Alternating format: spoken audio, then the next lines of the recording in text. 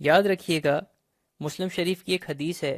حضرت ابو ہریرہ رضی اللہ تعالیٰ عنہ اس کے راوی ہیں، نبی کریم صلی اللہ علیہ وسلم فرماتے ہیں کہ پانچوں نمازوں کے درمیان، یعنی اگر کبائر سے بچا جائے تو پانچوں نمازوں کے درمیان، جمعے سے جمعے کے درمیان، ایک رمضان سے دوسرے رمضان کے درمیان، اس عرصے میں جتنے بھی گناہ ہیں وہ اللہ تعالیٰ معاف فرما دیتے ہیں۔ کتنی عظیم حدیث ہے کہ ہم سے کتنی چھوٹی چھوٹی باتیں ایسی ہیں جو ہو جاتی ہیں اور نہیں ہونی چاہیے، اور ہم آخر میں اگر اللہ نہ کرے وہ معاف نہ ہوتی تو ہم اس کے لیے کتنے پشیمان ہوتے۔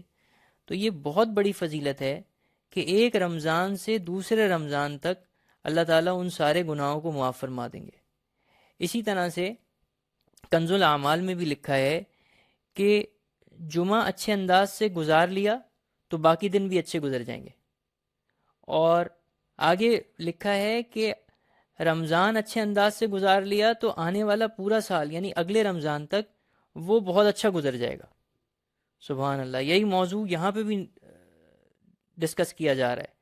اسی طرح حضرت مجدد الفسانی نور اللہ مرقدہ بھی اپنے مکتوبات شریف میں فرمایا کرتے تھے کہ رمضان آنے والے پورے سال کا نمونہ ہوتا ہے، یعنی جو آنے والا آپ کا سال ہے وہ ایسے پتہ لگے گا کہ جیسا رمضان گزرا ہے ویسا وہ سال گزرے گا۔ اس کو یوں بھی کہا جا سکتا ہے کہ جو آدمی چاہے کہ وہ اپنے سال کو بہترین انداز میں گزارے تو اس کو چاہیے کہ وہ اپنے رمضان کو بہترین انداز میں گزارے۔ ہمارے جتنے بھی مشائخ تھے وہ اس چیز کا معمول رکھتے تھے کہ وہ رمضان کو بہترین انداز میں گزارنے کی فکر کرتے تھے۔ بلکہ بہت سارے لوگ ہم سے آ کے کہتے ہیں کہ بہت سارے گناہ ایسے ہیں جو ہم چھوڑنا چاہتے ہیں نہیں چھوٹتے،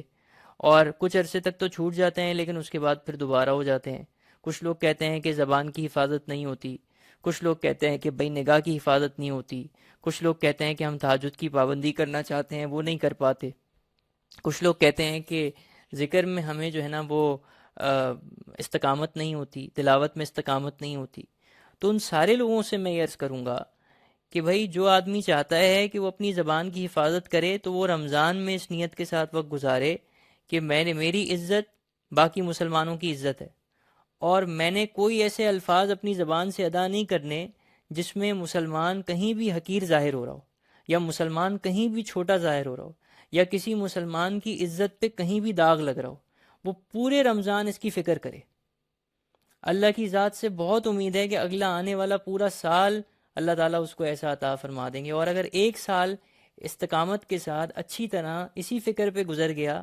تو پھر آنے والی زندگی بھی گزرنا کوئی مشکل بات نہیں ہے۔ اسی طرح جو آدمی چاہتا ہے کہ میں نظر کی حفاظت کروں تو اس کو چاہیے کہ وہ سڑک پہ بھی حفاظت کرے، وہ کالج یونیورسٹی میں بھی حفاظت کرے، وہ یوٹیوب پہ بھی حفاظت کرے،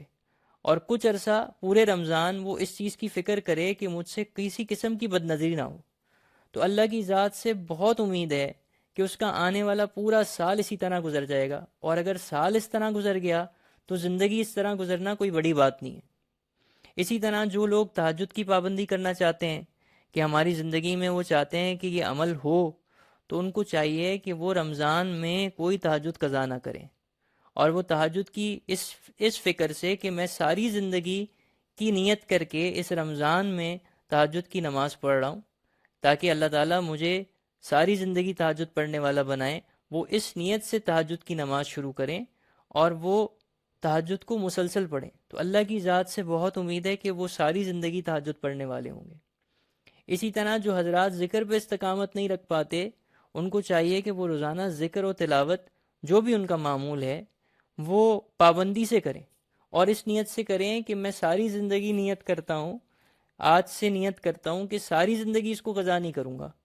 اور اللہ نے چاہا تو آنے والے رمضان میں وہ اس کی جب پابندی کریں گے تو خود بخود اللہ تعالیٰ ان کو ساری زندگی کی توفیق عطا فرما دیں گے۔ اور ایک بات اور یاد رکھیے گا کہ رمضان کی توبہ اگر قبول ہو گئی تو وہ ساری زندگی کے لیے کافی ہے۔ میں خود ایسے مشاہدے کر چکا ہوں، ایسے نوجوانوں کو دیکھ چکا ہوں جنہوں نے رمضان میں سچے دل سے توبہ کی ہے، اور اس توبہ کے ثمرات آج بھی نظر آتے ہیں، اور ماشاءاللہ اللہ تعالیٰ نے ان کو ایک عام آدمی سے، اب میں نے ان کو دیکھا کہ ان کے ذکر، ان کے معمولات، ان کے اخلاق اور ساری چیزیں ان سے بہت بہتر ہیں،